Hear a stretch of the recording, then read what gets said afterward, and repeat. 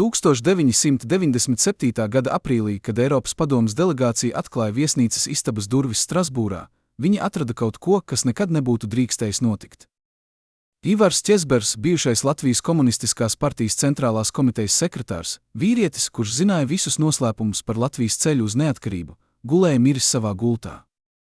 Oficiālā versija runāja par sirds lēkmi, bet viņa aktovē bija dokumenti, kurus viņš gatavojās nodot rietumu izlūkdienestiem, dokumenti par slepenajām sarunām starp Maskavu un Rīgu, par naudu, kas pazuda no partijas kasēm, par cilvēkiem, kuri spēlēja dubultu spēli.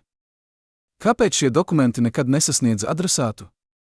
Kas bija ieinteresēts apklusināt vīrieti, kurš zināja pārāk daudz? Un vai viņa nāve patiešām bija dabiska, vai arī kāds no viņa pagātnes ēnām beidzot panāca viņu klāt? Lai saprastu šo noslēpumu, mums jādodas atpakaļ laikā uz 70. gadiem, kad jauns, ambiciozs latviešu diplomāts sāka savu kāpumu pa padomju varas kāpnēm. Bet šis nebija parasts padomju funkcionārs. Ivars Ķezbers bija kaut kas pilnīgi citāds, vīrietis, kurš izskatījās, it kā būtu ienācis no rietumu žurnāla vāka, nevis no pelēkās padomju nomenklatūras.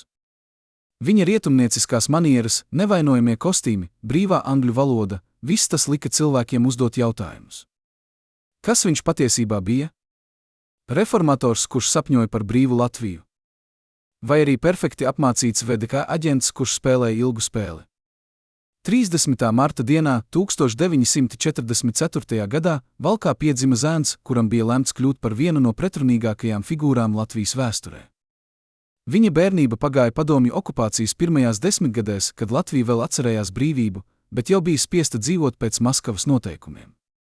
Ķezbers izauga kā paudze, kurai bija jāizvēlas, vai nu pielāgoties sistēmai un mēģināt mainīt to no iekšpuses, vai arī palikt malā un vērot, kā citi veido nākotni.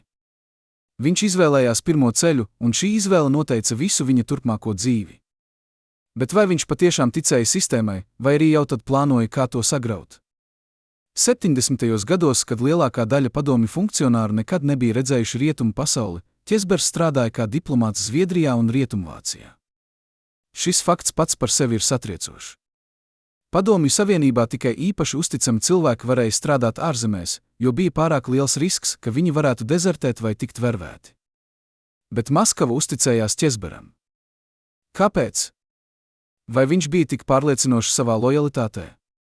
Vai arī viņš jau tad bija kaut kas vairāk nekā vienkārši diplomāts, varbūt VDK kadra virsnieks, kurš strādāja ar diplomāta segumu?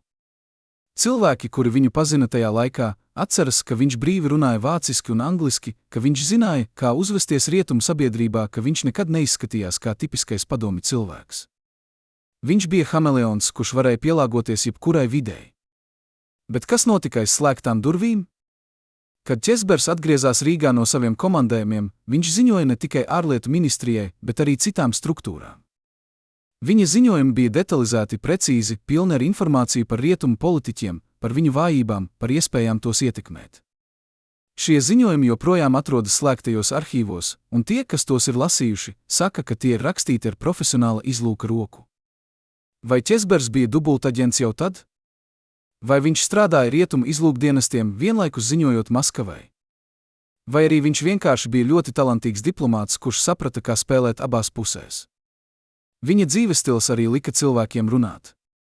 Kamēr parastais padomju strādnieks dzīvoja komunālajā dzīvoklī un stāvēja rindās pēc maizes, Ķezbers dzīvoja elitārā rajonā, brauca ar importētu automašīnu, valkāja rietumu kostīmus. Viņa dzīvoklis bija pilns ar lietām, kuras parastam padomju cilvēkam bija nepieejamas. Rietumu mūzika, grāmatas, kas nebija pieejamas padomju veikalos, pat īsts kafijas aparāts no Itālijas. Cik tas viss maksāja? Salīdziniet, vidējā alga Latvijā 70. gados bija ap 150 rublēm mēnesī, bet tikai viens rietumu kostīms melnajā tirgū maksāja vairāk nekā 500 rubļu. Kā diplomāts ar oficiālo algu varēja atļauties tādu dzīvesveidu?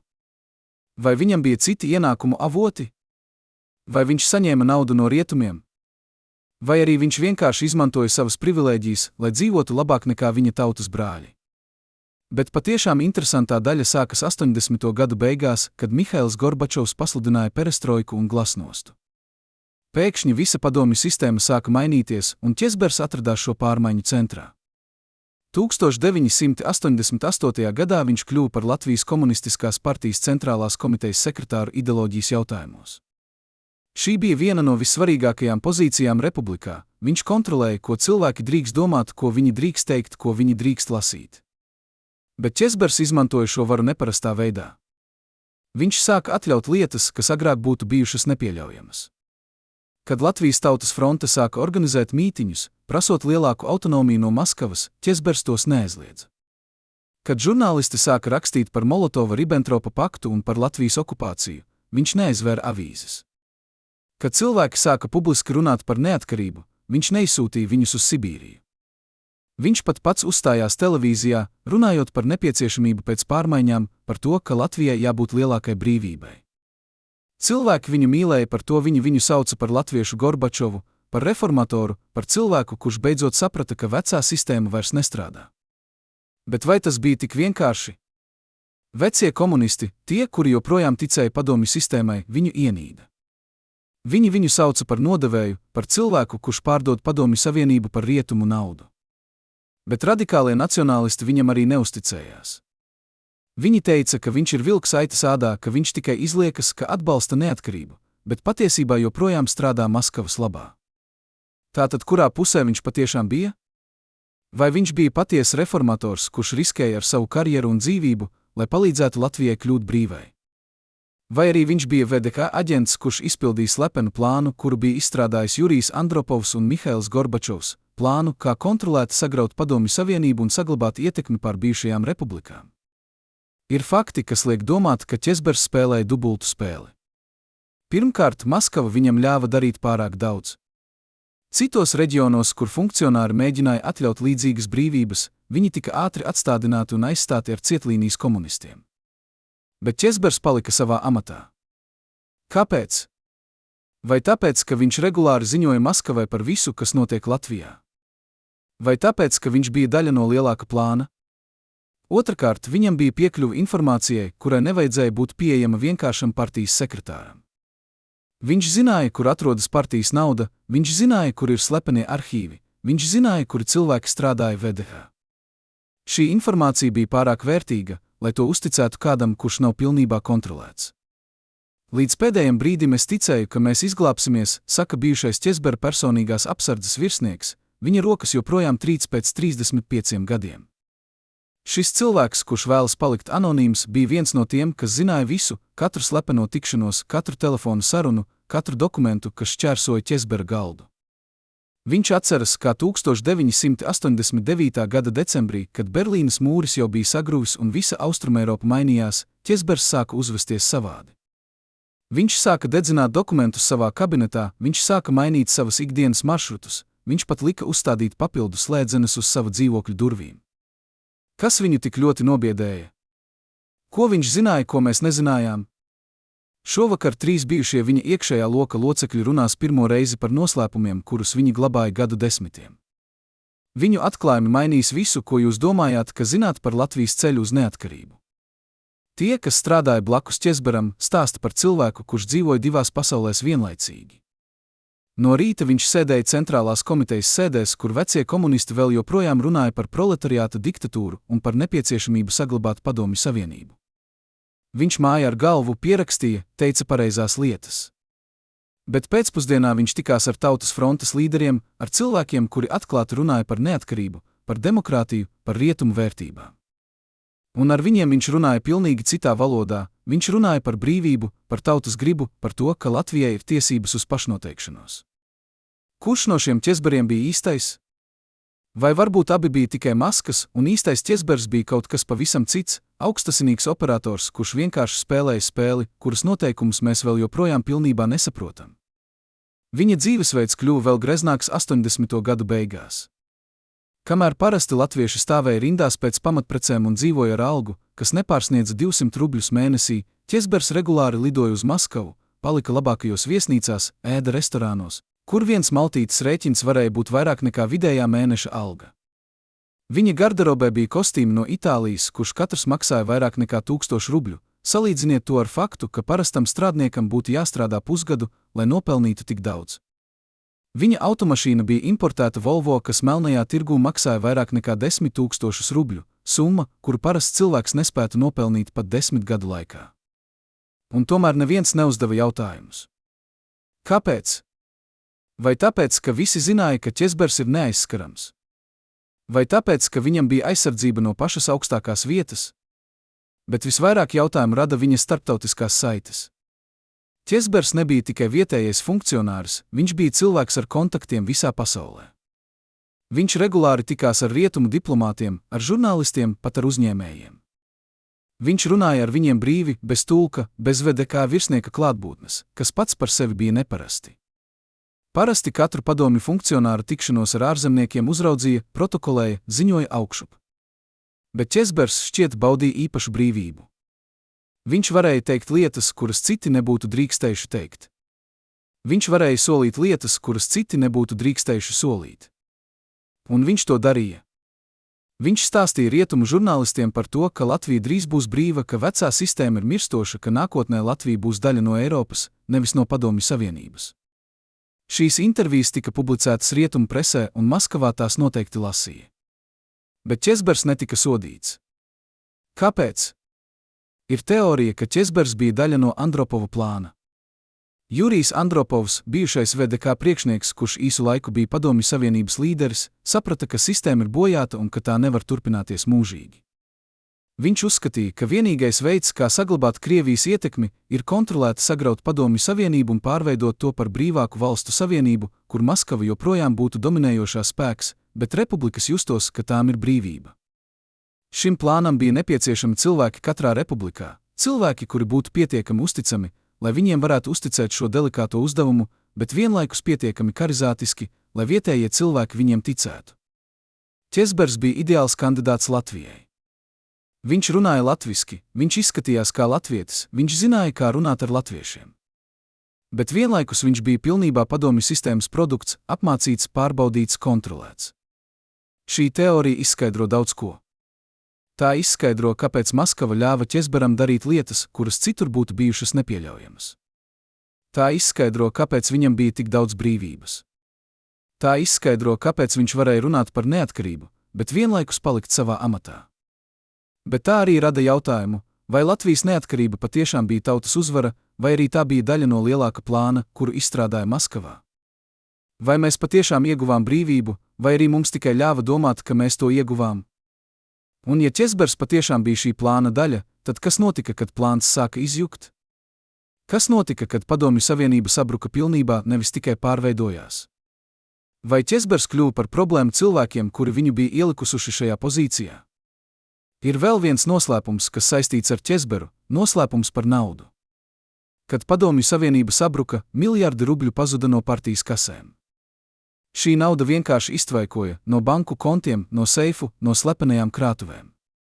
Daži saka, ka šī nauda tika izvesta uz rietumiem un noguldīta Šveices bankās. Citi saka, ka tā tika sadalīta starp bijušajiem funkcionāriem kā atlīdzība par lojalitāti. Bet neviens nezina precīzi, kas notika ar šo naudu. Ķezbers ar savu pozīciju un savām saitēm noteikti zināja kaut ko par šo naudu. Viņš zināja, kur tā ir, viņš zināja, kas to kontrolē, viņš iespējams pat palīdzēja to pārvietot. Šī informācija padarīja viņu ļoti vērtīgu, bet arī ļoti bīstamu. Cilvēki, kuri zināja pārāk daudz par šo naudu, bieži vien piedzīvoja negadījumus. Vai Ķezbera nāve Strasbūrā bija viens no šiem negadījumiem? Pēc Latvijas neatkarības atjaunošanas 1991. gadā Ķezbers neizzuda no politiskās skatuves. Viņš izveidoja savu partiju, viņš kandidēja vēlēšanās, viņš turpināja būt redzams. Bet viņa loma bija mainījusies. Viņš vairs nebija varas centrā, viņš bija kļuvis par novērotāju, par cilvēku, kurš zināja pārāk daudz, bet vairs nevarēja to izmantot. Viņš deva intervijas, kurās viņš runāja par pagātni, par to, kā notika pārmaiņas, par cilvēkiem, kuri spēlēja galvenās lomas. Bet viņš nekad neatklāja visu. Viņš vienmēr atstāja mājienu, ka ir vēl kaut kas, ko viņš varētu pateikt, bet pagaidām neteiks. Šīs mājienas padarīja viņu interesantu, bet arī bīstamu. Vai jūs domājat, ka cilvēks ar tik daudziem noslēpumiem var vienkārši dzīvot mierīgu dzīvi? Vai jūs domājat, ka tie, kuru noslēpumus viņš zināja, vienkārši aizmirsa par viņu? Maskas zina, ka augstākais biedrs, ateists publiski, drebēja lāstu un pareģojumu priekšā. Viņa personīgajos arhīvos tika atrasta piezīme par slepenu vizīti pie zilnieces no Vidzemes mežiem, tikai gadu pirms viņa dzīves beigu posma. Ko šī sieviete viņam pateica? Kāpēc pēc šīs vizītes Ķezbers pēkšņi sāka mainīt savus tuvākos līdzstrādniekus un uzticības personas? Šodien mēs atklājam mistisko un paranoisko pusi cilvēkam, kurš publiski sludināja zinātnisku materiālismu, bet privāti meklēja atbildes tumšākos un senākos avotos. Stāsts sākas 1986. gadā, kad Ķezbers atgriezās no kārtējās komandējuma uz Maskavu. Viņa tuvākie līdzstrādnieki pamanīja, ka viņš ir mainījies. Viņš, kurš vienmēr bija bijis pārliecināts un mierīgs, pēkšņi kļuva nervozs. Viņš sāka pārbaudīt savu kabinetu katru rītu, meklējot paslēptās mikrofonu. Viņš sāka mainīt savus maršrutus, nekad nebraucot pa vienu un to pašu ceļu 2 dienas pēc kārtas. Viņš pat lika saviem šoferiem mainīties, lai neviens nezinātu, kurā automašīnā viņš būs. Kas notika Maskavā? Ko viņam tur pateica? Vai kāds viņu brīdināja par draudiem? Vai arī viņš uzzināja kaut ko, kas viņu tik ļoti nobiedēja, ka viņš vairs nevarēja justies drošs? Tieši šajā laikā sāka parādīties baumas par Ķezbera interesi par misticismu. Cilvēki, kuri strādāja viņa mājā, stāstīja, ka viņš sāka lasīt grāmatas par senajiem latviešu ticējumiem, par buramvārdiem, par to, kā aizsargāties no ļaunām acīm. Viņa grāmatu plauktā blakus Marksa un Ļeņina darbiem parādījās grāmatas par astroloģiju, par numeroloģiju, pat par senajiem latviešu dieviem. Viņš, kurš bija komunistiskās partijas ideologs, cilvēks, kuram vajadzēja cīnīties pret māņticību, slepeni meklēja atbildes vietās, kuras viņa partija uzskatīja par tumsonību. Kāpēc? Ko viņš meklēja? Ko viņš baidījās atrast? Un tad notika tas, kas mainīja visu. 1986. gada rudenī Ķezbers pazuda uz 3 dienām. Oficiāli viņš bija slims un atradās mājās. Bet viņa mājās viņa nebija. Viņa šoferis vēlāk atzinās, ka viņš aizveda Ķezberu uz Vidzemes mežiem, uz mazu ciematu, kur dzīvoja veca sieviete, kuru vietējie cilvēki sauca par raganu. Šī sieviete nekad nerunāja ar svešiniekiem, bet Ķezbers kaut kā pārliecināja viņu pieņemt. Viņi runāja vairākas stundas. Kad Ķezbers iznāca no viņas mājas, viņš bija bāls kā nāve. Viņš neko neteica savam šoferim visā ceļā atpakaļ uz Rīgu. Bet nākamajā dienā viņš sāka mainīt savus tuvākos līdzstrādniekus. Ko šī sieviete viņam pateica? Vietējie cilvēki stāsta, ka viņa bija pazīstama ar savu spēju redzēt nākotni, īpaši nāves brīžus. Viņa esot pareģojusi vairāku vietējo cilvēku nāvi, un viņas pareģojumi vienmēr piepildījās. Vai viņa pateica Ķezberam, ka viņa dzīve ir briesmās? Vai viņa redzēja viņa nāvi? Vai viņa nosaukusi vārdus, cilvēkus, kuriem Ķezbers nedrīkst uzticēties? Mēs to nekad neuzzināsim, jo šī sieviete nomira 1988. gadā, un viņas noslēpumi nomira līdz ar viņu. Bet Ķezbera uzvedība pēc šīs tikšanās liek domāt, ka viņa dzirdēja kaut ko, kas viņu dziļi satricināja. Pēc šīs vizītes Ķezbers kļuva vēl paranoiskāks. Viņš sāka nesāt pie sevis mazu maisiņu ar kaut ko iekšā, tie, kas to redzēja, saka, ka tajā bija sausas zāles un kaut kādi simboli.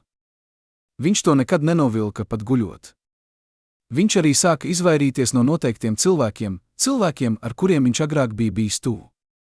Viens no viņiem bija augsts VDK virsnieks, kurš vēlāk, pēc Padomju Savienības sabrukuma, pēkšņi kļuva ļoti bagāts. Vai Ķezbers zināja kaut ko par šo cilvēku?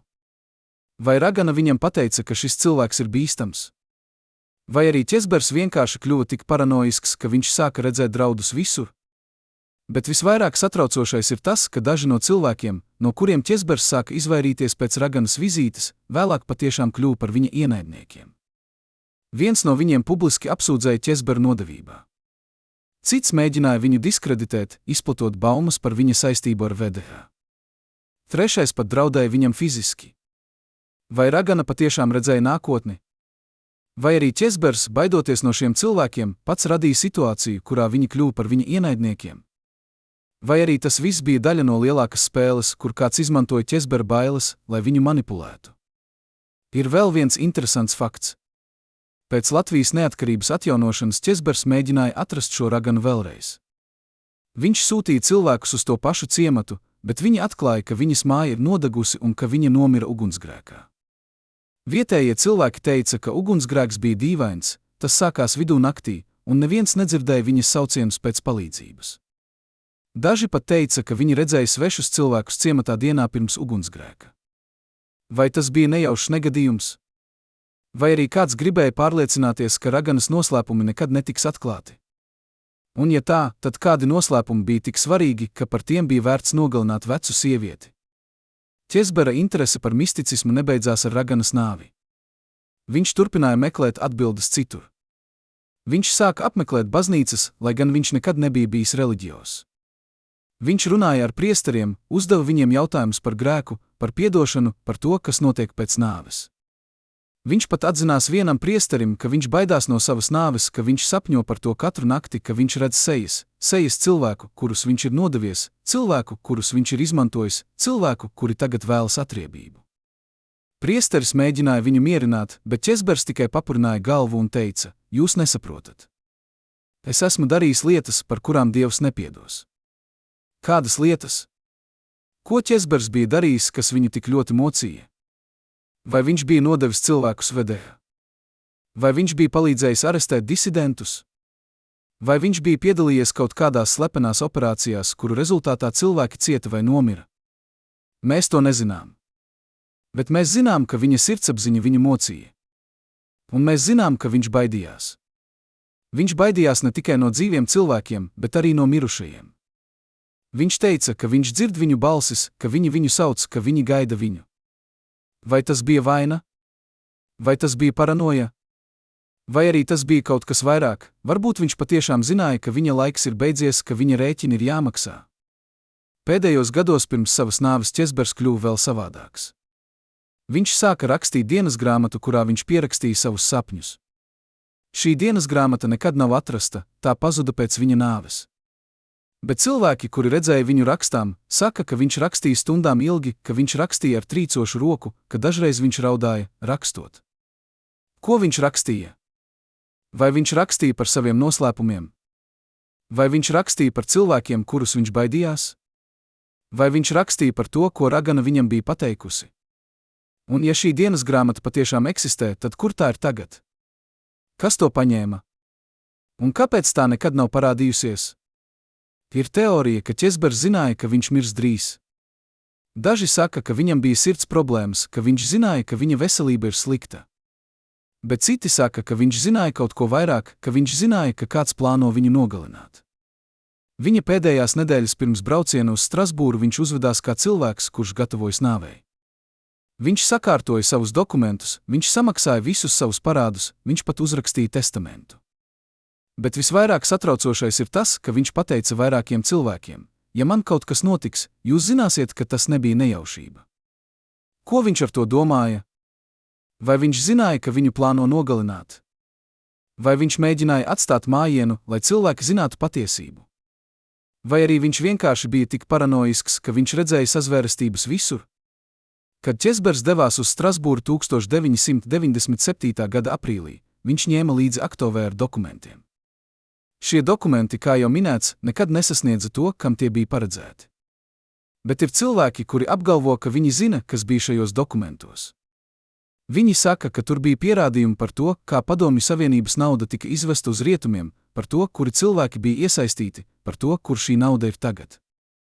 Viņi arī saka, ka tur bija vārdi cilvēku, kuri joprojām ir dzīvi, kuri joprojām ir varas pozīcijās, kuri nekad nevēlētos, lai šī informācija kļūtu publiska. Vai šie cilvēki zināja, ka Ķezbers ved šos dokumentus uz Strasbūru? Vai viņi zināja, ka viņš plāno tos nodot rietumu izlūkdienestiem? Un vai viņi izlēma, ka viņš ir kļuvis par pārāk lielu risku? Jautājums, kas jums jāuzdod sev: vai jūs ticat sakritībām? Vai jūs ticat, ka cilvēks, kurš zināja tik daudz noslēpumu, kurš bija tik paranoisks, kurš bija tik piesardzīgs, vienkārši nomira no dabiskām cēloņiem tieši tajā brīdī, kad viņš gatavojās atklāt šos noslēpumus? Vai arī jūs domājat, ka ir kaut kas vairāk, ka ir cilvēki, kuri joprojām dzīvo starp mums, kuri zina patiesību, bet kuri nekad to neteiks, jo viņiem ir pārāk daudz ko zaudēt? Iedomājieties, ka esat viens no 12 cilvēkiem, kuri zināja visu par Ķezberu, katru medicīnisko noslēpumu, katru evakuācijas plānu, katru slēpto tuneli zem viņa biroja. Tagad iedomājieties, ka jums jāizvēlas – saglabāt savu lojalitāti vai glābt savu dzīvību. 22. decembra dienā, 1989. gadā, šie cilvēki izdarīja izvēli, kas mainīja vēstures gaitu. Bet Ķezbera gadījumā šī izvēle notika lēnāk, sāpīgāk un ar daudz lielākām sekām. Kas lika viņa tuvākajiem cilvēkiem viņu pamest? Kas lika viņiem izvēlēties jauno pasauli pret veco? Un vai viņi joprojām dzīvo ar šo izvēli? Stāsts par nodevību Česbera dzīvē nav vienkāršs. Tas nav stāsts par vienu cilvēku, kurš viņu nodeva vienā dramatiskā brīdī. Tas ir stāsts par lēnu eroziju, par uzticības pakāpenisku sabrukumu, par to, kā cilvēki, kuri reiz būtu miruši par viņu, lēnām sāka attālināties, līdz beidzot viņš palika viens. Un šī nodevība sākās daudz agrāk nekā lielākā daļa cilvēku domā, tā sākās jau 80. gadu vidū, kad Česbers bija vēl varas zenītā. Pirmais, kurš viņu pameta, bija viņa personīgais palīgs, cilvēks, kurš bija strādājis ar viņu vairāk nekā 10 gadus, kurš zināja visus viņa noslēpumus, kurš bija kā viņa ēna. Šis cilvēks pēkšņi pieprasīja pārcelšanu uz citu amatu. Oficiāli viņš teica, ka vēlas pavadīt vairāk laika ar ģimeni.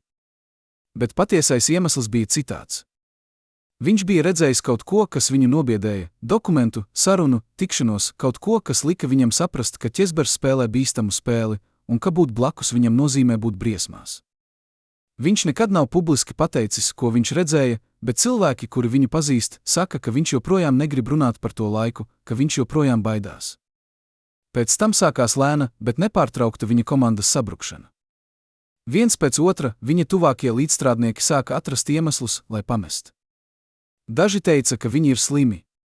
Citi teica, ka viņi vēlas mainīt karjeru. Vēl citi vienkārši pazuda, pārceļoties uz citām pilsētām vai pat citām republikām. Bet patiesais iemesls bija viens, viņi visi jutās, ka kaut kas nav kārtībā, ka Česbers ved viņus uz bīstamu ceļu, un ka viņiem jāizkļūst, kamēr vēl ir laiks. Līdz 1989. gadam Česbers bija zaudējis lielāko daļu cilvēku, kuriem viņš reiz uzticējās. Bet visvairāk sāpīgā nodevība nāca no cilvēka, kuru Česbers uzskatīja par savu draugu. Šis cilvēks bija augsts VDK virsnieks, kurš bija strādājis ar Česberu kopš 70. gadiem. Viņi bija kopā ceļojuši, kopā plānojuši, kopā dalījušies noslēpumos. Česbers viņam uzticējās vairāk nekā jebkuram citam. Bet 1988. gadā šis cilvēks sāka ziņot par Česberu saviem priekšniekiem Maskavā. Viņš ziņoja par viņa tikšanām ar Tautas frontes līderiem, par viņa sarunām ar rietumu diplomātiem, par viņa privātajiem komentāriem par Padomju Savienības nākotni. Šie ziņojumi nonāca līdz pašam augstākajam līmenim, un tie radīja jautājumus par Česbera lojalitāti. Kāpēc šis cilvēks to darīja? Daži saka, ka viņš vienkārši pildīja savu pienākumu, ka viņš bija VDK virsnieks un ka viņa pirmā lojalitāte bija pret organizāciju, nevis pret draugu. Citi saka, ka viņš bija ambiciozs un ka viņš redzēja iespēju paaugstināties, ziņojot par Česberu. Vēl citi saka, ka viņš patiešām ticēja, ka Česbers ir nodevējs, ka viņš strādā rietumu labā un ka viņam jātiek apturētam. Bet ir arī ceturtā versija, ka šis cilvēks bija daļa no lielākas spēles, ka viņš ziņoja par Česberu, jo kāds augstāk viņam to lika darīt, ka Česbers bija kļuvis par problēmu cilvēkiem Maskavā un ka viņiem bija nepieciešams iemesls, lai viņu noņemtu. Česbers uzzināja par šo nodevību tikai 1989. gada sākumā. Kāds viņam nodeva kopiju no viena ziņojuma, kurā viņa draugs aprakstīja viņa privāto sarunu ar rietumu žurnālistu. Kad Česbers izlasīja šo ziņojumu, viņš sabruka. Cilvēki, kuri bija ar viņu tajā brīdī, saka, ka viņš kļuva bāls, ka viņa rokas sāka trīcēt, ka viņš nespēja runāt vairākas minūtes. Pēc tam viņš vienkārši teica, es zināju. Es vienmēr zināju, ka tas notiks. Bet viņš nekad nesodīja šo cilvēku. Viņš nekad pat nerunāja ar viņu par to, viņš vienkārši sāka izvairīties no viņa, sāka izslēgt viņu no svarīgām tikšanām, sāka dalīties ar viņu tikai ar mazsvarīgu informāciju. Kāpēc Česbers neko nedarīja? Kāpēc viņš neapsūdzēja šo cilvēku? Kāpēc viņš nepieprasīja viņa sodīšanu? Daži saka, ka viņš baidījās, ka viņš zināja, ka šis cilvēks ir pārāk spēcīgs, ka viņam ir pārāk daudz aizsardzības Maskavā. Citi saka, ka Česbers saprata, ka šī nodevība bija daļa no lielākas spēles, un ka cīnīties pret to nozīmētu cīnīties pret visu sistēmu. Vēl citi saka, ka Česbers vienkārši bija pārāk noguris, pārāk vīlies, pārāk salauzts, lai cīnītos. Viņš bija zaudējis ticību cilvēkiem, viņš bija zaudējis ticību sistēmai, viņš bija zaudējis ticību sev.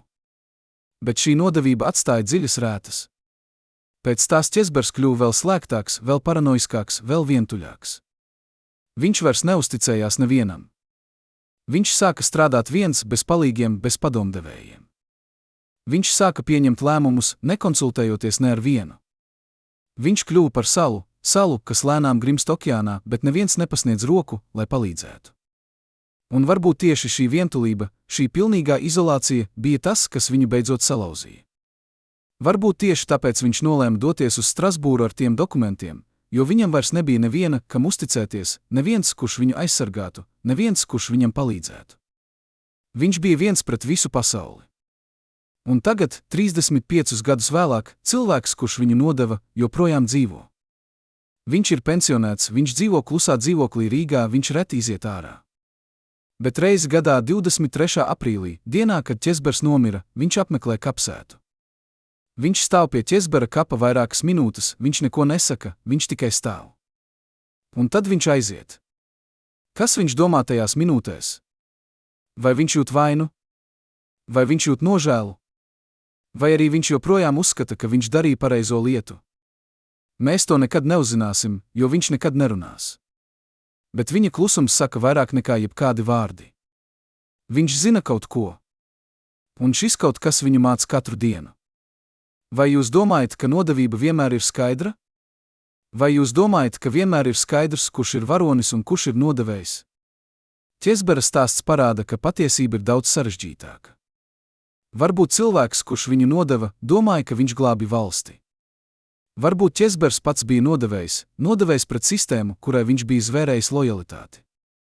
Varbūt viņi abi bija upuri lielākai spēlei, kuru spēlēja cilvēki, kurus mēs nekad neredzēsim, kuru vārdus mēs nekad neuzzināsim. Bet viena lieta ir skaidra, nodevība atstāja rētas, kas nekad nedzīst. Un šīs rētas joprojām ir redzamas, ja jūs zināt, kur skatīties. Zem Ķezbera biroja ēkas pastāvēja tuneļi un bunkuri, kurus pat oficiālie arhitekti nepazīst līdz šai dienai. Kas tos būvēja slepenībā? Kur šie tuneļi veda? Un kāpēc pēdējos mēnešos pirms sistēmas sabrukuma Ķezbers personīgi pārbaudīja šos evakuācijas ceļus katru nakti? Viņa personīgā apsardze glabāja šos noslēpumus vairāk nekā 3 gadu desmitus, bet šodien viņi runā pirmo reizi. Viņi atceras, kā Ķezbers lejā gāja ar kabatas lukturīti, kā viņš pārbaudīja katru durvis, katru pagriezienu, it kā gatavojoties kaut kam neizbēgamam. Viņi atceras arī to, ka viņš nekad neņēma līdzi visus savus apsardzes cilvēkus, vienmēr tikai vienu vai divus, un vienmēr dažādus, lai neviens nezinātu pilnu maršrutu. Ko viņš tur slēpa? Vai šie tuneļi bija tikai evakuācijas ceļi, vai arī tur bija kaut kas vairāk, varbūt slepenas telpas, kur glabājās dokumenti, nauda, pierādījumi par lietām, kuras nekad nedrīkstēja kļūt zināmas? Šie tuneļi tika būvēti 50. gados, kad Padomju Savienība gatavojās iespējamai kodolkara situācijai. Oficiāli tie bija paredzēti kā patvērtnes augstākajiem funkcionāriem gadījumā, ja Rīga tiktu uzbrukta. Bet patiesībā šie tuneļi bija daudz sarežģītāki un plašāki nekā jebkurš oficiālais plāns paredzēja. Tie stiepās vairākus kilometrus zem vecās Rīgas, savienojot centrālās komitejas ēku ar vairākām citām strateģiski svarīgām vietām, ar VDK galveno ēku, ar galveno pasta ēku, pat ar dzelzceļa staciju. Cilvēks, kurš zināja šos tuneļus, varēja pārvietoties pa visu pilsētas centru, nekad neparādoties ielās, nekad neesot redzamam. Ķezbers šos tuneļus iepazina 80. gadu sākumā, kad viņš kļuva par centrālās komitejas sekretāru. Viņam parādīja galvenos maršrutus, viņam iedeva atslēgas, viņam paskaidroja, kā sistēma darbojas. Bet Ķezbers negribēja tikai zināt, viņš gribēja saprast. Viņš pavadīja stundas, staigājot pa šiem tuneļiem, pētot katru atzarojumu, katru slēpto durvis, katru noslēpumaino telpu. Un viņš atklāja lietas, kuras viņam nebija paredzēts atklāt.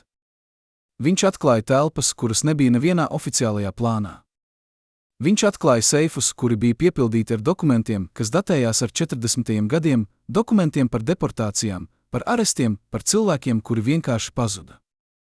Viņš atklāja arī kaut ko vēl satraucošāku, pierādījumus, ka šie tuneļi joprojām tiek izmantoti, ka kāds regulāri tur iet, ka kāds tur glabā lietas, kuras nevēlas, lai kāds cits redz. Kas bija šis kāds? Ķezbers nekad to neuzzināja pilnībā, bet viņam bija aizdomas. Viņš zināja, ka VDK izmantoja šos tuneļus savām operācijām, ka viņi tur veda cilvēkus uz nopratināšanām, ka viņi tur glabāja slepenus arhīvus. Bet viņš arī zināja, ka ne visi VDK virsnieki zināja par visiem tuneļiem, ka bija daļas, kuras bija pieejamas tikai īpaši uzticamiem cilvēkiem, kuri strādāja pie visslepenākajām operācijām. Un Ķesbers sāka saprast, ka viņš ir iebrucis teritorijā, kur viņam nebūtu bijis jāiet, ka viņš ir redzējis lietas, kuras viņam nebija paredzēts redzēt. Un tas viņu nobiedēja.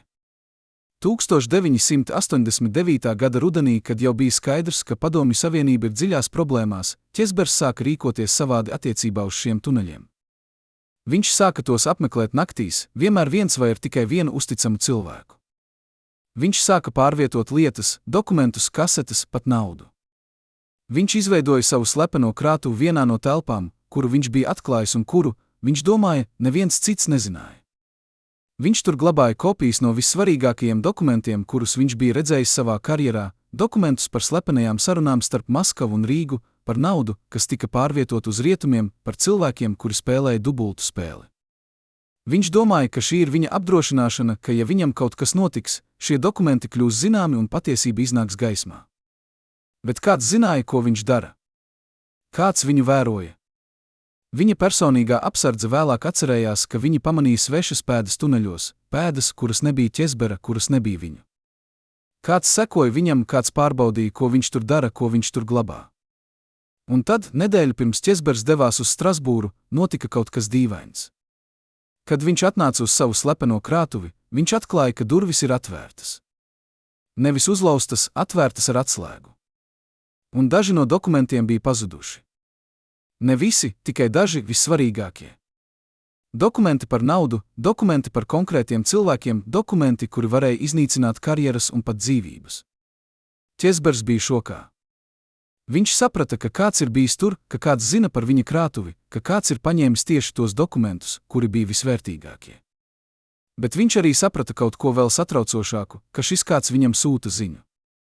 Ziņu, ka viņš ir uzraudzīts, ka viņš nav drošs, ka viņa noslēpumi vairs nav tikai viņa noslēpumi. Un šī ziņa viņu pārliecināja, ka viņam jārīkojas ātri. Viņam jāizved atlikušie dokumenti no Latvijas, jānodod tos kādam, kurš tos var aizsargāt, kurš tos var izmantot, ja viņam kaut kas notiks. Tieši tāpēc viņš nolēma doties uz Strasbūru ar aktuvē pilnu ar dokumentiem. Tieši tāpēc viņš teica saviem tuvākajiem cilvēkiem, ka ja viņam kaut kas notiks, tas nebūs nejaušība. Bet kas bija tas, kurš ielauzās viņa krātuvē? Kas zināja par tuneļiem tik daudz, ka varēja atrast viņa slepeno telpu? Kas bija tik drosmīgs vai tik izmisis, lai riskētu ar ielaušanos? Bijušie VDK virsnieki, kuri joprojām dzīvo Rīgā, atsakās runāt par šo incidentu. Daži no viņiem saka, ka viņi neko nezina. Citi vienkārši klusē, kad viņiem uzdod jautājumus. Bet ir viens cilvēks, kurš ir gatavs runāt, bijušais tuneļu uzturēšanas strādnieks, cilvēks, kurš pavadīja 30 gadus, strādājot šajā pazemes pasaulē. Viņš saka, ka viņš redzēja kaut ko tajā naktī, kad Ķesbera krātuve tika atvērta. Viņš redzēja divus vīriešus, ģērbušies melnas drēbēs ar profesionālu aprīkojumu, kas iegāja tuneļos no VDK ēkas puses. Viņi bija tur apmēram stundu, un tad viņi izgāja, nesot lielu somu. Viņš nezināja, kas viņi bija, bet viņš zināja, ka viņi nebija parasti VDK darbinieki. Viņi bija kaut kas vairāk, kaut kas bīstamāks. Pēc Ķesbera nāves šie tuneļi tika daļēji aizvērti. Oficiāli tika teikts, ka tie ir bīstami, ka tie var sabrukt, ka tie vairs nav nepieciešami. Bet patiesais iemesls bija citāds, bija jāpārliecinās, ka neviens vairs nevar piekļūt tam, kas tur ir palikuši. Ķesbera slepenā krātuve tika atklāta un iztīrīta. Visi dokumenti, kas tur vēl bija, tika paņemti un, visticamāk, iznīcināti. Bet ir cilvēki, kuri apgalvo, ka ne viss tika atrasts, ka Ķesbers bija pārāk gudrs, lai glabātu visu vienā vietā, ka viņam bija vēl citas slēptuves, citas vietas, kur viņš glabāja savus noslēpumus. Un ja tas ir taisnība, tad kaut kur zem Rīgas vecpilsētas joprojām atrodas dokumenti, kuri varētu mainīt visu, ko mēs zinām par to laiku, par tiem cilvēkiem, par to, kā patiešām notika pārmaiņas. Vai jūs domājat, ka patiesība vienmēr iznāk gaismā? Vai jūs domājat, ka noslēpumi nevar palikt aprakti mūžīgi? Ķesbera tuneļi joprojām ir tur, zem mūsu kājām, pilni ar ēnām un noslēpumiem. Un varbūt kādu dienu kāds tos atkal atklās, kāds atradīs to, ko Ķesbers tur atstāja. Bet līdz tam laikam mēs varam tikai minēt, ko viņš zināja, ko viņš slēpa, un kāpēc viņš bija tik izmisis, lai aizsargātu šos noslēpumus pat ar savu dzīvību. Kas notiek, kad cilvēks, kurš lēma par tūkstošiem cilvēku likteni, vairs nespēja pacelties no krēsla bez palīdzības? Kad viņa rokas trīc tik stipri, ka viņš nevar parakstīt dokumentu? Kad viņa prāts, kas reiz bija ass kā nazis, sāk viņu pievilt? Ķezbera pēdējie gadi bija ne tikai politiska sabrukuma laiks, tie bija arī fiziska un garīga sabrukuma laiks. Cilvēks, kurš reiz izskatījās kā rietumu žurnāla vāka modele, kurš vienmēr bija nevainojami ģērbies un pilns ar enerģiju, lēnām pārvērtās par ēnu. Un šī pārvēršanās nebija tikai vecuma rezultāts, tā bija kaut kas dziļāks, kaut kas tumšāks, kaut kas, kas saistījās ar smagumu, kuru viņš nesa uz saviem pleciem. Pirmās pazīmes parādījās jau 1986. gadā. Cilvēki, kuri strādāja ar viņu, sāka pamanīt, ka viņš bieži sūdzas par galvas sāpēm, ka viņš lieto arvien vairāk tablešu, ka viņš izskatās noguris pat pēc pilnas nakts miega. Viņa personīgais ārsts tika izsaukts arvien biežāk, reizi nedēļā, tad 2 reizes nedēļā, tad gandrīz katru dienu. Bet oficiāli nekad netika teikts, kas viņam kaiš. Viņa medicīniskā karte bija stingri slepena, pieejama tikai dažiem cilvēkiem. Un tie, kuri to redzēja, nekad nerunāja par to, ko viņi tur lasīja. Bet ir cilvēki, kuri zina. Viens no viņiem ir bijušais farmaceits, kurš strādāja īpašajā aptiekā, kas apkalpoja augstākos funkcionārus.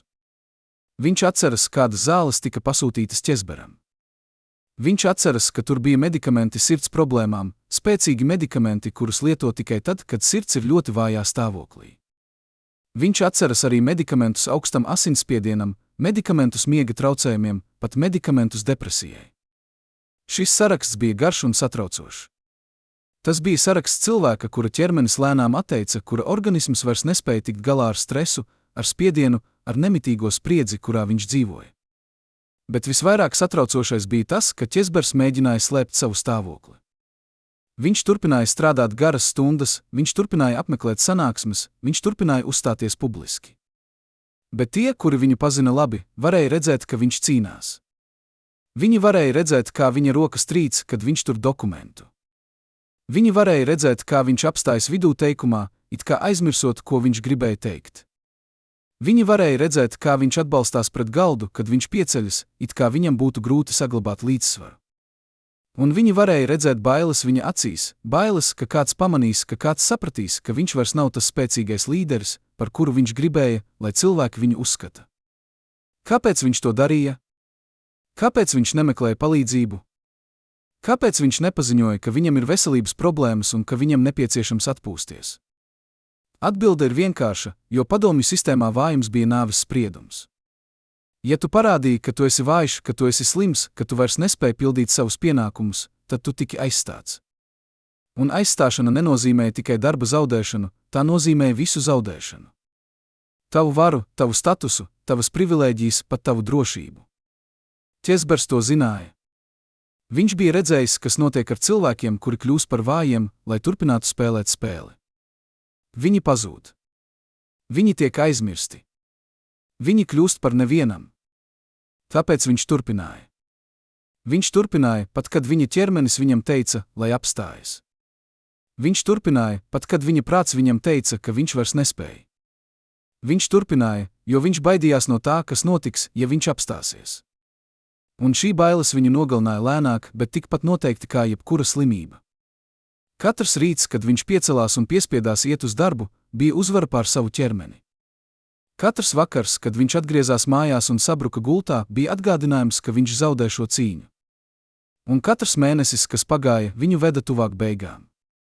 1989. gadā viņa stāvoklis pasliktinājās dramatiski. Viņa personīgā apsardze atceras, ka viņš bieži vien nevarēja pabeigt dienu bez tā, lai nepaņemtu papildu medikamentus.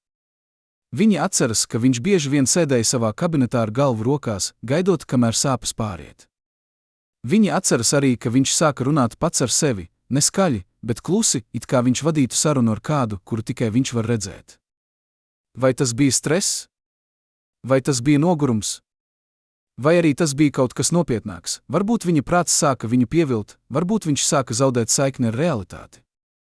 Viņa ārsts mēģināja viņu pārliecināt, lai viņš ņem atvaļinājumu, lai viņš dodas uz sanatoriju, lai viņš ļauj savam ķermenim atgūties. Bet Ķezbers atteicās. Viņš teica, ka viņš nevar atstāt savu amatu tagad, kad viss mainās, kad Latvija ir krustcelēs, kad viņa klātbūtne ir nepieciešama. Bet patiesais iemesls bija citāds. Viņš baidījās, ka ja viņš aizies, viņš nekad neatgriezīsies, ka viņa vieta tiks aizņemta, ka viņš tiks aizmirsts. Un šī bailes bija spēcīgāka par jebkuru sāpēm, spēcīgāka par jebkuru nogurumu, spēcīgāka pat par izdzīvošanas instinktu. Bet viņa ķermenis nevarēja turpināt mūžīgi. 1990. gados pēc Latvijas neatkarības atjaunošanas, kad Česbers vairs nebija varas pozīcijā, viņa veselība sabruka pilnībā. Viņš vairs nevarēja slēpt savu stāvokli. Viņš kļuva redzami vājš, redzami slims, redzami tuvu savām dzīves beigu dienām. Cilvēki, kuri viņu satika tajā laikā, bija šokēti. Viņi neatpazina cilvēku, kurš reiz bija bijis tik spēcīgs, tik pārliecinošs, tik pilns ar dzīvību. Tagad viņš bija tikai ēna, tikai atmiņa par to, kas viņš reiz bija bijis. Un tomēr viņš turpināja. Viņš turpināja iesaistīties politikā, viņš turpināja dot intervijas, viņš turpināja mēģināt būt nozīmīgam. Bet viņa balss vairs nebija tik spēcīga, viņa vārdi vairs nebija tik pārliecinoši, viņa klātbūtne vairs nebija tik iespaidīga. Viņš bija kļuvis par cilvēku, kuru cilvēki žēloja, nevis cienīja. Un varbūt tas bija vissāpīgākais, ne fiziskās sāpes, ne garīgais nogurums, bet apziņa, ka viņš vairs nav tas, kas viņš reiz bija, ka viņš ir zaudējis to, kas viņu definēja, ka viņš ir kļuvis par nevienam. Kad viņš devās uz Strasbūru 1997. gada aprīlī, viņš jau zināja, ka viņa laiks ir beidzies. Viņa ķermenis viņam to teica katru dienu. Viņa sirds, kas reiz bija bijusi spēcīga, tagad cīnījās ar katru sitienu. Viņa plaušas, kas reiz bija bijušas veselas, tagad cīnījās ar katru elpu. Viņš zināja, ka viņš dzīvo uz aizņemto laiku, ka katrs rīts varētu būt viņa pēdējais. Un varbūt tieši tāpēc viņš nolēma doties uz Strasbūru ar tiem dokumentiem, jo viņš zināja, ka viņam vairs nav daudz laika, ka ja viņš negrib, lai viņa noslēpumi mirst līdz ar viņu, viņam jārīkojas tagad. Bet vai viņa ķermenis viņu pievīla? Vai viņa sirds vienkārši apstājās? Vai arī kāds palīdzēja tai apstāties? Vai jūs domājat, ka cilvēka ķermenis var izturēt tik daudz? Vai jūs domājat, ka stress, bailes, vaina, noslēpumi var fiziski nogalināt cilvēku? Česbera stāsts parāda, ka vara nav tikai spēks, tā ir arī nasta. Un dažreiz šī nasta ir tik smaga, ka tā salauž pat spēcīgākos. Viņš dzīvoja ar šo nastu katru dienu, un beigās tā viņu nogalināja, vai nu lēnām, caur slimību un nogurumu, vai arī ātri, caur kaut ko, ko mēs nekad pilnībā neuzzināsim. Kad Padomju Savienība sabruka, miljardi rubļu vienkārši pazuda. No banku kontiem, no seifu, no slepenajām krātuvēm, nauda vienkārši iztvaikoja, it kā tā nekad nebūtu eksistējusi. Bet tā eksistēja. Un kāds zināja, kur tā ir? Kāds zināja kodus, kāds zināja kontus, kāds zināja slēptuves. Un Česbers ar savu pozīciju un savām saitēm bija viens no tiem, kuri zināja. Viņš nebija galvenais operators, viņš nebija tas, kurš lēma, kur nauda iet. Bet viņš bija pietiekami tuvu, lai redzētu, kas notiek, lai saprastu sistēmu, lai zinātu vārdus un vietas. Un šī zināšana padarīja viņu vērtīgu, bet arī mērķi. Stāsts par pazudušo naudu sākas jau 70. gados, kad Padomju Savienība sāka slepeni pārvietot līdzekļus uz rietumiem. Oficiāli šī nauda bija paredzēta tirdzniecībai, investīcijām, diplomātiskajām operācijām. Bet patiesībā liela daļa no šīs naudas tika noguldīta privātos kontos, tika izmantota, lai iegādātos īpašumus, lai izveidotu rezerves gadījumam, ja sistēma sabruks. Augstākie funkcionāri zināja, ka Padomju Savienība nevar turpināties mūžīgi, un viņi gatavojās. Viņi izveidoja tīklu, banka Šveicē, Lihtenšteinā, Kiprā, pat Karību jūras salās. Viņi izmantoja viltus uzņēmumus, viltus vārdus, sarežģītas schēmas, lai paslēptu naudu no padomju varas un no rietumu uzraudzības.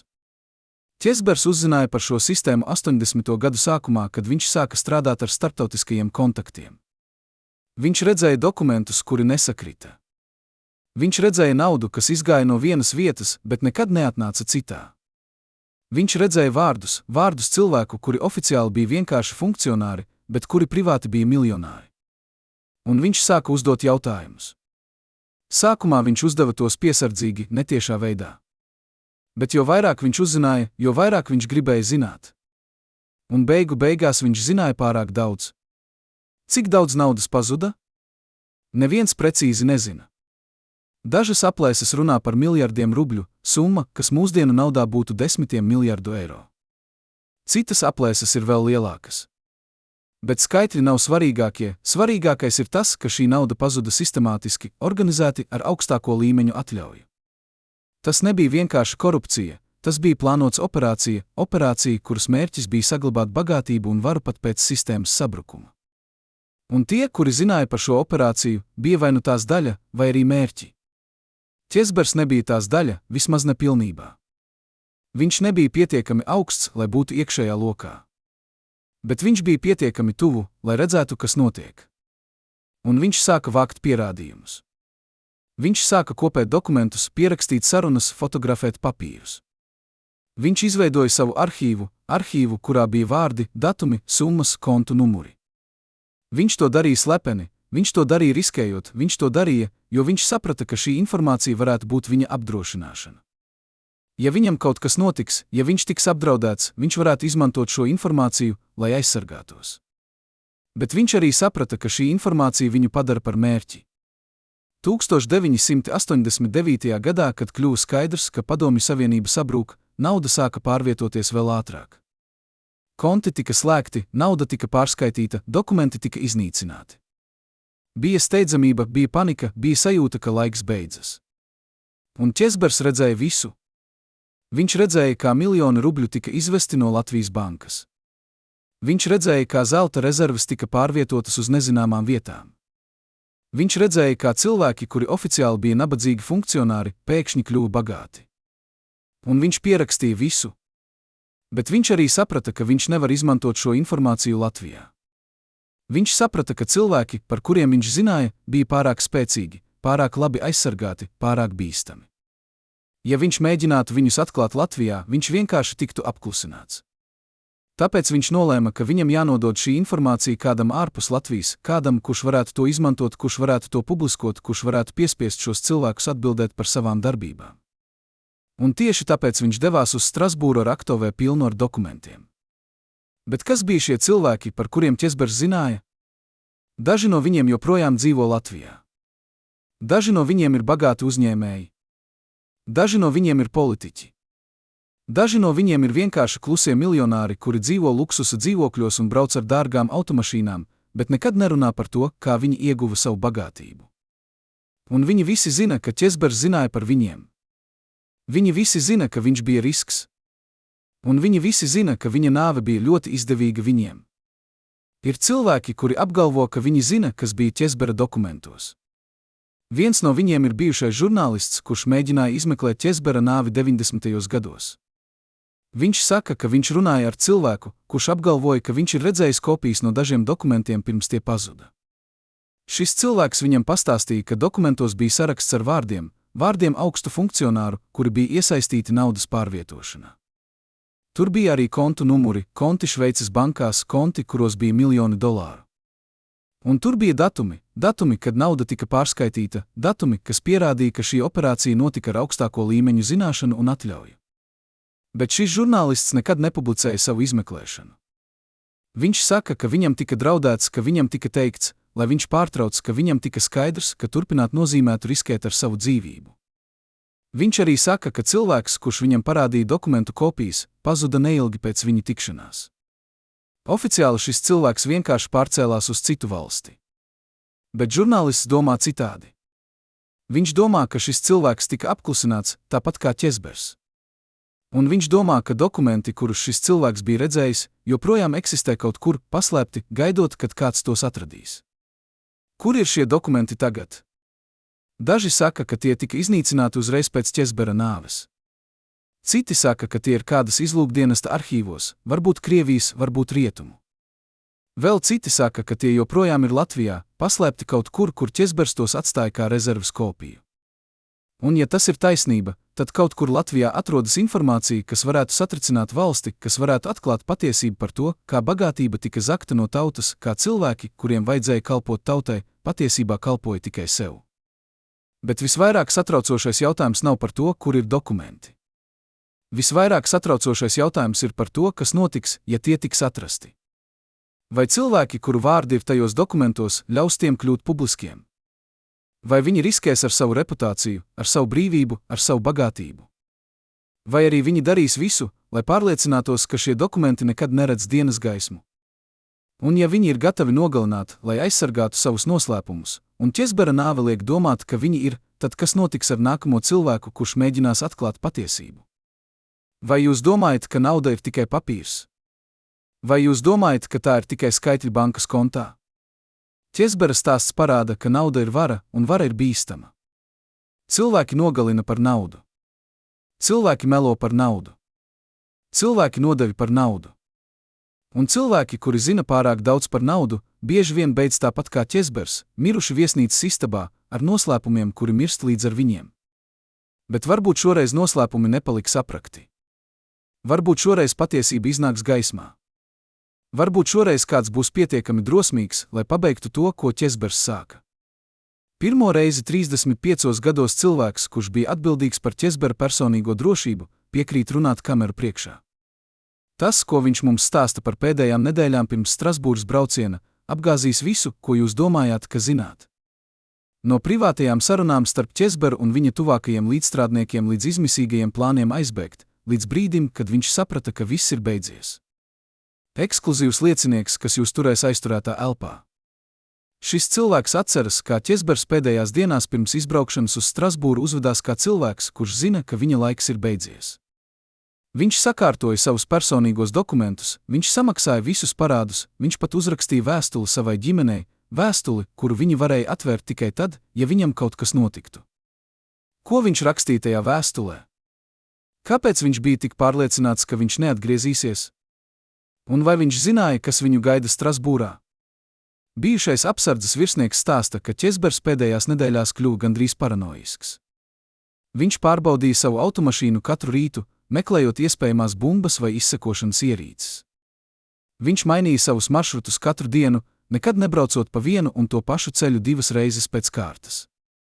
Viņš pat lika saviem šoferiem mainīties, lai neviens nezinātu, kurā automašīnā viņš būs konkrētajā dienā. Bet visvairāk satraucošais bija tas, ka viņš sāka runāt par nāvi.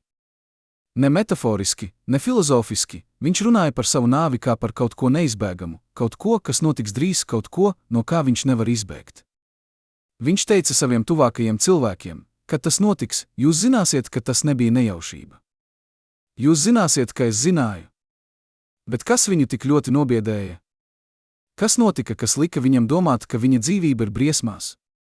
Bijušais apsardzes virsnieks atceras konkrētu incidentu. Apmēram 2 nedēļas pirms Strasbūras brauciena Ķezbers saņēma telefona zvanu. Tas bija vēlu vakarā, viņš bija viens savā kabinetā. Saruna ilga tikai dažas minūtes, bet kad Ķezbers iznāca no kabineta, viņš bija bāls kā nāve. Viņa rokas trīcēja tik stipri, ka viņš nevarēja noturēt glāzi ar ūdeni. Viņš neko neteica saviem apsardzes cilvēkiem, bet viņi varēja redzēt, ka kaut kas bija mainījies.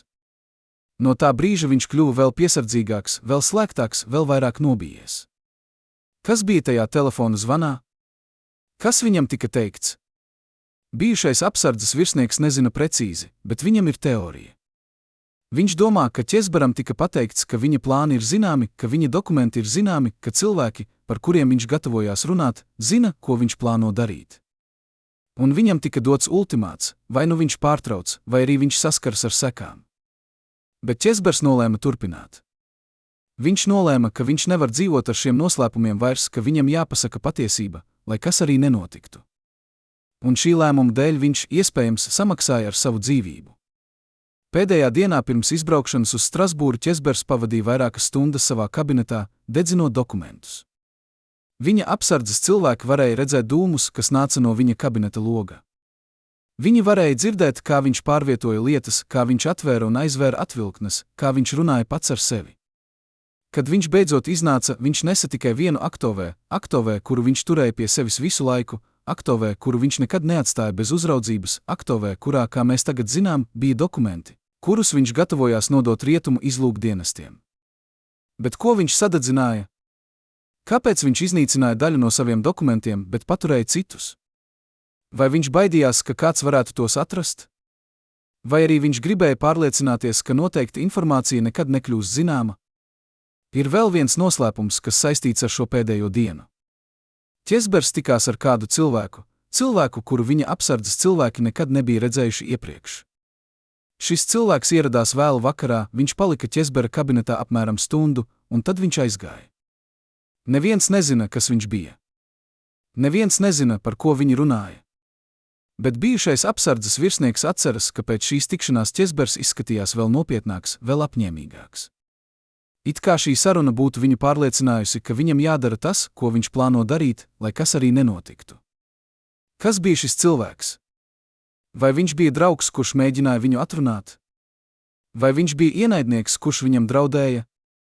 Vai arī viņš bija kāds trešais, varbūt rietumu izlūkdienesta aģents, kurš viņam solīja aizsardzību apmaiņā pret informāciju?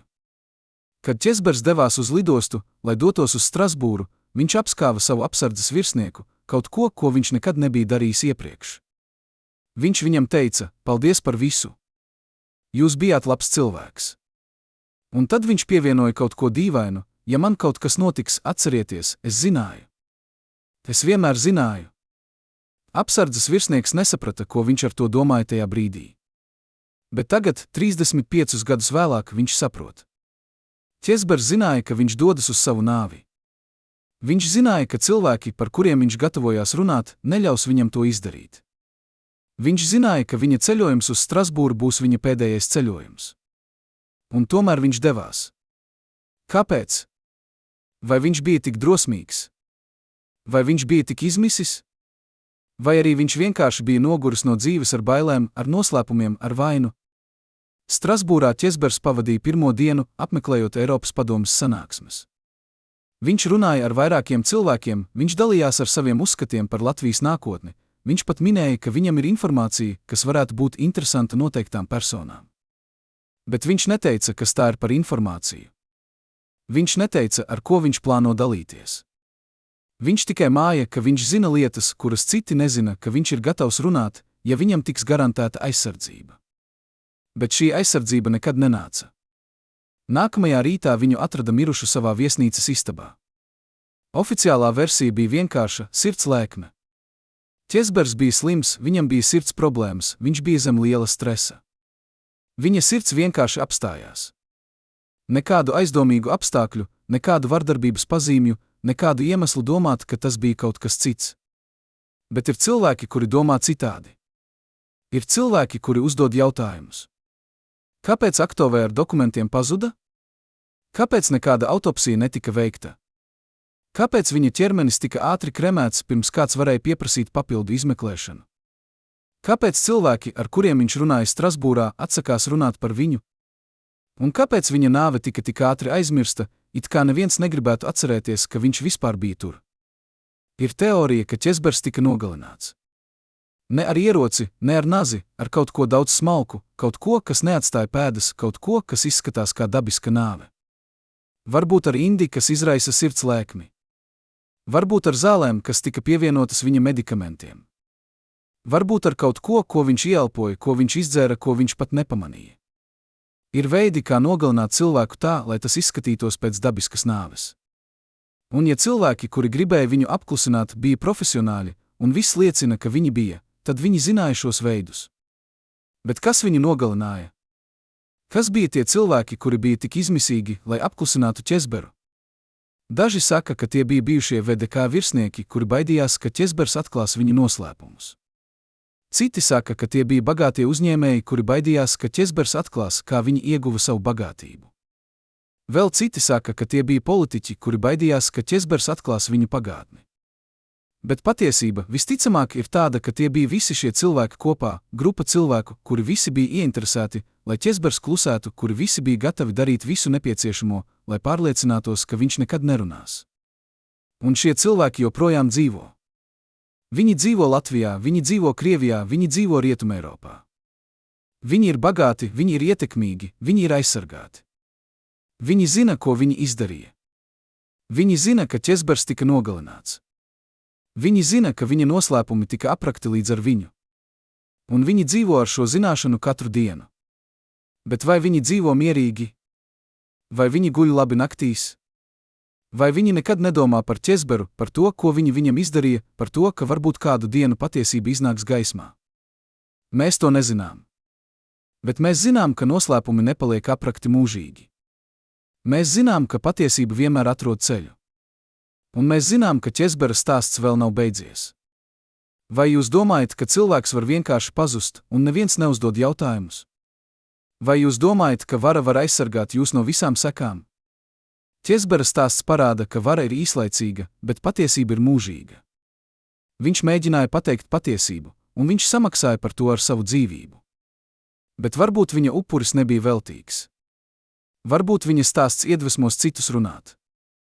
Varbūt viņa nāve beigu beigās atklās to, ko viņš mēģināja atklāt dzīvs. Iedomājieties melnu sarakstu, uzrakstītu ar roku. Tas nav iepirkumu saraksts, tas ir nāves saraksts. 15 vārdi ģenerāļu un tuvinieku, kuriem bija jātiek likvidētiem pēc svētkiem. Šis papīra gabals izskaidro visu. Kad ģenerāļi ieraudzīja šo sarakstu, viņi saprata, vai nu viņš vai mēs. Vai viņa nodevība bija varonības akts, vai arī tikai izmisīga cīņa par izdzīvošanu? Ķesbera gadījumā šis saraksts nebija fizisks dokuments, bet gan metaforiska realitāte.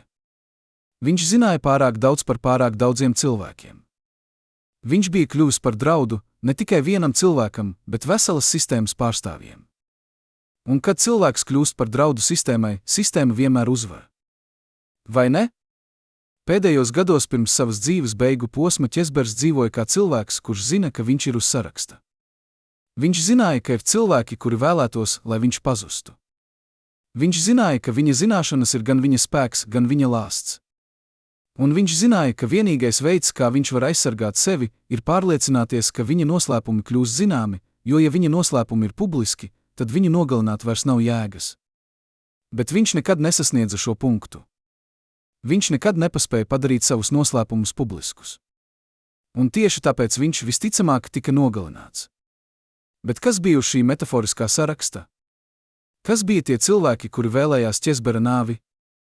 Pirmkārt, tur bija bijušie VDK virsnieki, cilvēki, kuri bija strādājuši ar Ķesberu, kuri bija dalījušies ar viņu noslēpumos, kuri zināja, ka Ķesbers zina par viņu noziedzīgajām darbībām. Šie cilvēki pēc Padomju Savienības sabrukuma pārveidojās par uzņēmējiem, par politiķiem, par godīgiem pilsoņiem. Bet viņu pagātne bija tumša, un Ķesbers to zināja. Ja viņš runātu, viņa jaunās dzīves sabruktu. Tāpēc viņiem bija jāpārliecinās, ka viņš nekad nerunās.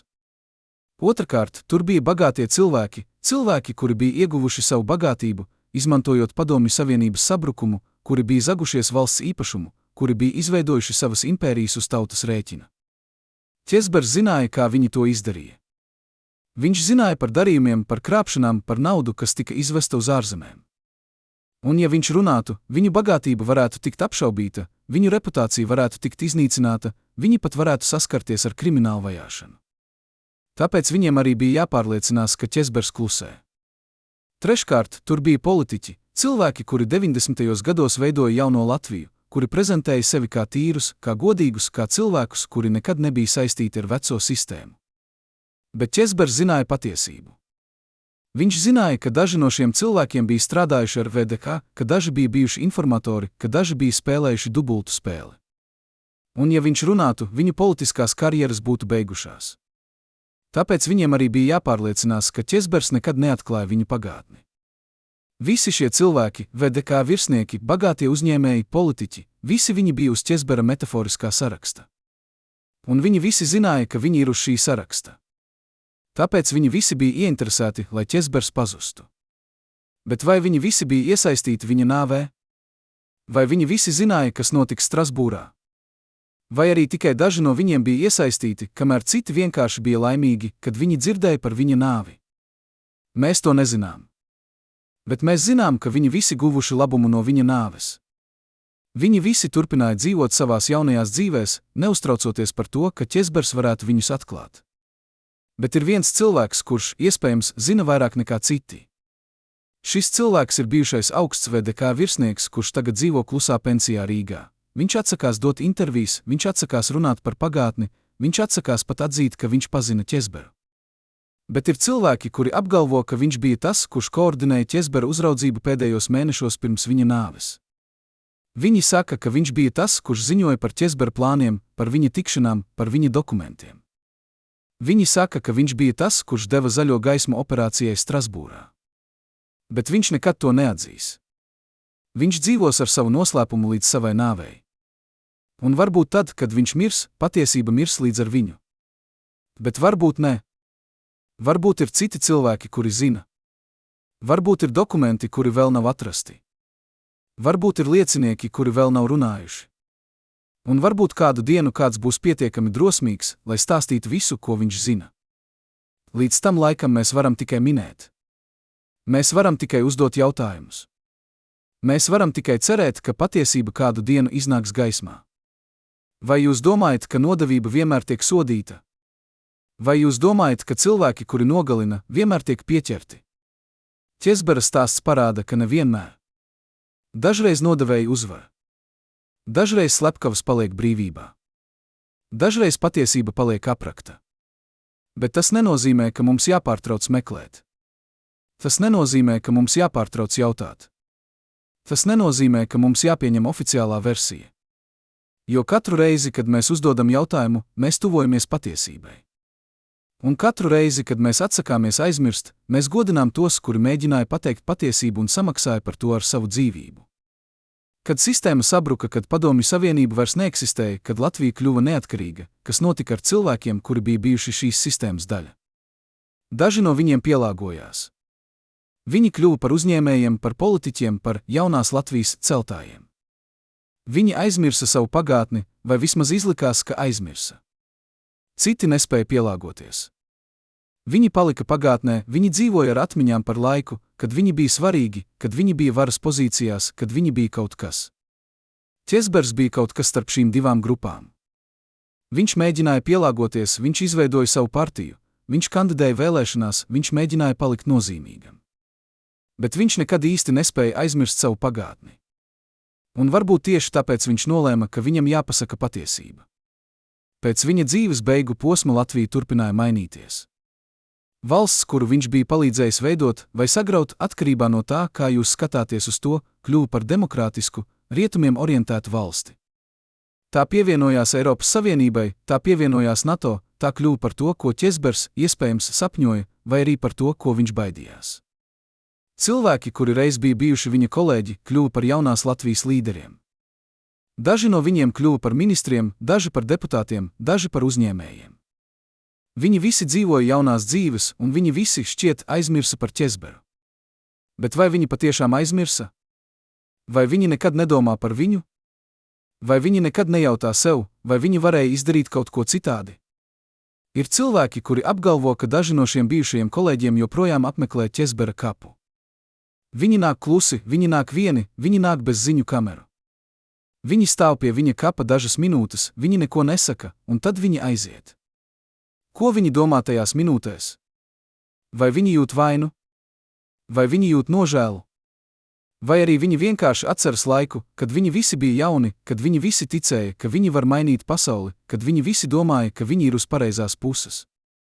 Ķezbera ģimene arī turpināja dzīvot. Viņa sieva, viņa bērni, viņi visi palika Latvijā. Viņi dzīvoja klusas dzīves, viņi izvairījās no publicitātes, viņi nekad nerunāja par Ķezberu publiski. Bet privāti viņi zināja. Viņi zināja, ka viņa nāve nebija dabiska. Viņi zināja, ka viņš tika nogalināts. Viņi zināja, ka cilvēki, kuri viņu nogalināja, joprojām dzīvo, joprojām ir brīvībā, joprojām bauda savu dzīvi. Un viņi dzīvoja ar šo zināšanu katru dienu. Bet viņi nekad nemeklēja taisnīgumu. Viņi nekad neprasīja izmeklēšanu. Viņi nekad neprasīja atbildes. Kāpēc? Vai viņi baidījās? Vai viņiem tika draudēts? Vai arī viņi vienkārši saprata, ka taisnīgums nav iespējams, ka cilvēki, kuri nogalināja Ķezberu, ir pārāk spēcīgi, pārāk labi aizsargāti, pārāk savienoti? Bet visvairāk traģiskais ir tas, ka Ķezbera stāsts tika aizmirsts. Jaunie latvieši, kuri piedzima pēc neatkarības atjaunošanas, lielākoties nezina, kas viņš bija. Viņi nezina par viņa lomu Latvijas vēsturē. Viņi nezina par viņa cīņu, par viņa noslēpumiem, par viņa nāvi. Viņš ir kļuvis par vēstures piezīmi, par vārdu vecās grāmatās, par cilvēku, kuru neviens vairs neatceras. Un varbūt tieši tas bija mērķis. Varbūt cilvēki, kuri viņu nogalināja, gribēja ne tikai viņu nogalināt, bet arī viņu aizmirst. Varbūt viņi gribēja pārliecināties, ka viņa stāsts nekad netiek stāstīts, ka viņa patiesība nekad netiek atklāta, ka viņš vienkārši pazūd no vēstures. Bet varbūt ir vēl cerība. Varbūt ir cilvēki, kuri vēl atceras. Varbūt ir dokumenti, kuri vēl eksistē. Varbūt ir patiesība, kas vēl gaida, lai tiktu atklāta. Un varbūt šis dokumentālais materiāls, šis stāsts, ko jūs tikko dzirdējāt, ir sākums. Sākums procesam, kas beigu beigās atklās, kas patiešām notika ar Ķezberu, kas viņu nogalināja, kāpēc viņš tika nogalināts un ko viņš mēģināja pateikt pirms viņa balss tika apklusināta mūžīgi. Bet viens jautājums paliek. Viens jautājums, uz kuru mēs, iespējams, nekad neiegūsim atbildi. Vai Ķezbers bija varonis vai nodevējs? Vai viņš bija patriots, kurš mēģināja glābt savu valsti, vai arī viņš bija operators, kurš spēlēja dubultu spēli? Vai viņš patiešām ticēja Latvijas neatkarībai, vai arī viņš vienkārši izmantoja situāciju savā labā? Patiesība visticamāk ir kaut kur pa vidu. Viņš bija sarežģīts cilvēks, kurš dzīvoja sarežģītā laikā. Viņš izdarīja izvēles, kuras dažreiz bija pareizas, dažreiz bija nepareizas.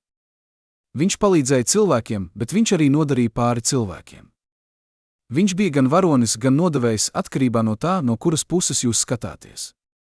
Bet viena lieta ir skaidra, viņš mēģināja pateikt patiesību. Viņa pēdējās dienās, viņa pēdējās stundās, viņš mēģināja atklāt noslēpumus, kurus viņš bija glabājis gadiem ilgi. Viņš mēģināja dot cilvēkiem iespēju zināt, kas patiešām notika, kā patiešām sistēma darbojās, kuri cilvēki patiešām bija atbildīgi. Un par to viņš samaksāja ar savu dzīvību. Vai tas padara viņu par varoni? Varbūt. Vai tas padara viņu par upuri? Noteikti. Vai tas padara viņu par cilvēku, kuru mums vajadzētu atcerēties? Absolūti. Jo katru reizi, kad mēs aizmirstam cilvēkus, kuri mēģināja pateikt patiesību, mēs padarām vieglāku tiem, kuri grib slēpt patiesību. Katru reizi, kad mēs pieņemam oficiālo versiju bez jautājumiem, mēs dodām varu tiem, kuri grib kontrolēt naratīvu. Un katru reizi, kad mēs atsakāmies meklēt atbildes, mēs nodrošinām, ka nākamais Ķezbers arī tiks apklusināts, arī tiks aizmirsts, arī pazudīs bez pēdām. Tāpēc šodien, 35 gadus pēc Ķezbera nāves, mēs stāstām viņa stāstu. Mēs uzdodam jautājumus. Mēs meklējam atbildes.